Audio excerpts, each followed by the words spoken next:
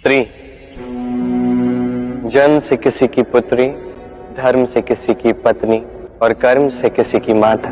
यही छवि है हमारे मन में एक स्त्री की, है ना। एक अतुलनीय योगदान है स्त्री का हमारे जीवन में, और बिना स्त्री के हम कुछ भी नहीं। पर अधिकार यहाँ हम भूल कर जाते हैं। जब स्त्री एक पुत्री होती है, जब जन्म लेती है, उसके अस्तित्व पर अधिकार होता है उसके पिता का। तत्पश्चात जब विवाह हो जाता है तो उसके अस्तित्व पर अधिकार होता है उसके पति का।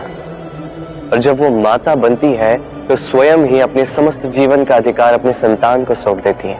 परंतु कभी क्या हमने ये सोचा है ये जीवन स्त्री का है, ये स्त्री सबका उद्धार कर रही है, उसके जीवन का अधिकार भी तो उसके पास ही होना चाहिए ना। वो स्वयं के जीवन के निर्णय स्वयं ले सकती है, स्वयं अपना भाग्य रच सकती है। और ये करने के लिए हमें स्वयं को बदलना होगा, सोच को बदलना होगा, क्योंकि ये सोच ये आज या कल की नहीं है, ये वर्षों से चलती आ रही है और वर्षों तक चलेगी यदि हमने इसे नहीं बदला। और हम तभी बदल सकते हैं जब हम स्वयं में आज परिवर्तन लाएं। आज के पश्चात, इस क्षण के पश्चात किसी भी स्त्री पर अकारण अधिकार स्थापित करने से पूर्व सहस्त्र बार सोचना, क्योंकि जब स्त्री अपना अधिकार छीनने पर विवश हो जाएगी तब केवल और केवल महाविनाश ही होगा। राधे राधे। पुरुषों ने जिसे नाम दिया त्रिया,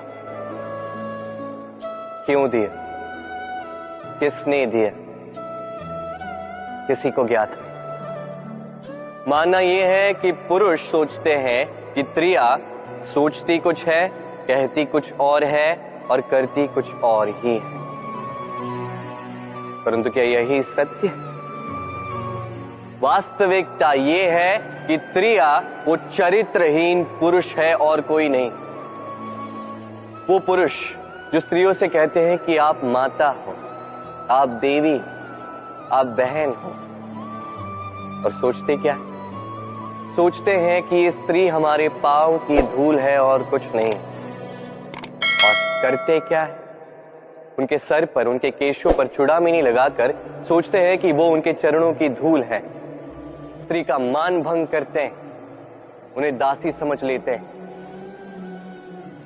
मत भूलिएगा, यत्र नार्यास्तु पूज्यन्ते रमन्ते तत्र देवता। अर्थात जहां नारी की पूजा होती है वही ईश्वर वास करते हैं, और जहां नारी का अपमान होता है वहां ईश्वर और भाग्य दोनों रुष्ट हो जाते हैं। स्मरण रखिए, यदि नारी कल्याणी है तो नारी महाचंडी भी बन सकती। यदि नारी माता बन के जन्म दे सकती है तो नारी मृत्यु बन के विनाश भी कर सकती।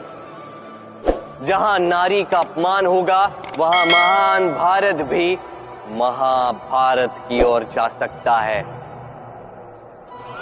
स्मरण रखिए, नारी का अपमान कदापि नहीं हो सकता, और यदि नारी का अपमान हुआ अर्थात आपका विनाश आपके निकट आ रहा है, और ये उसके पहले कदम की पहली आहट है।